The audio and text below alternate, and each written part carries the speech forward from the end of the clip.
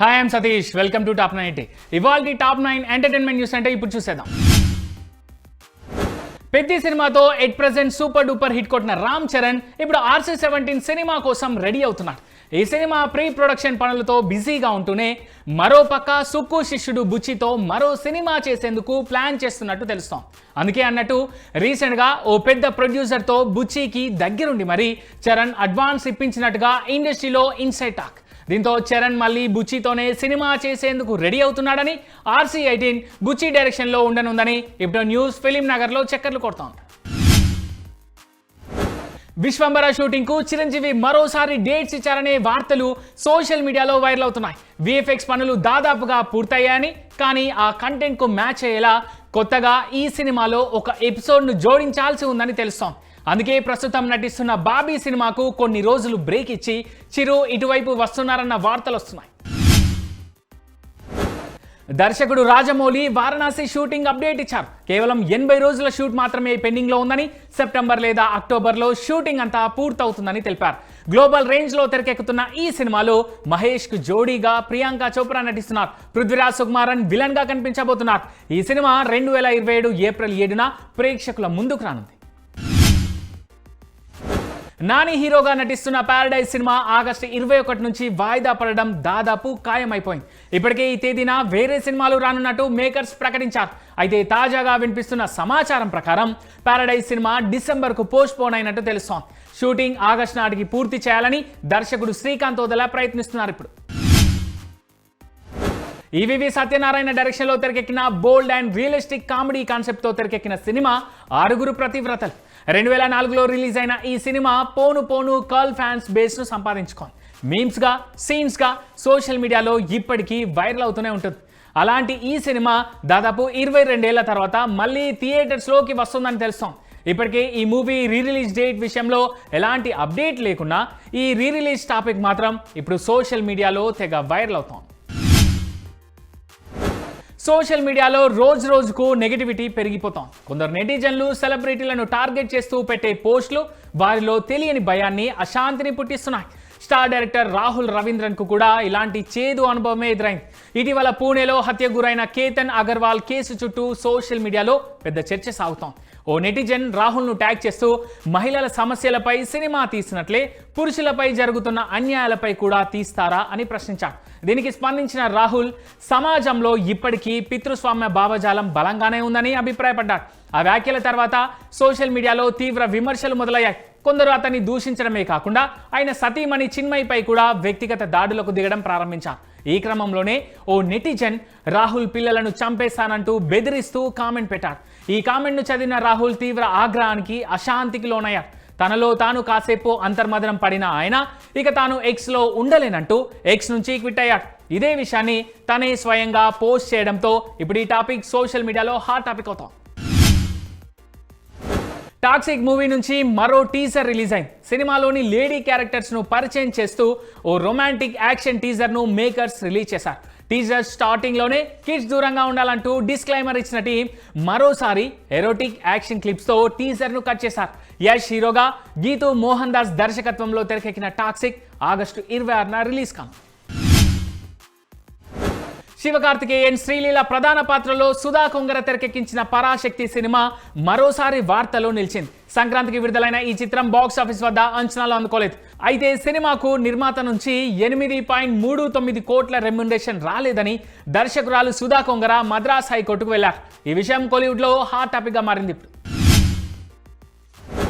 Alpha టీంకు hero Prabhas అభినందనలు తెలిపారు.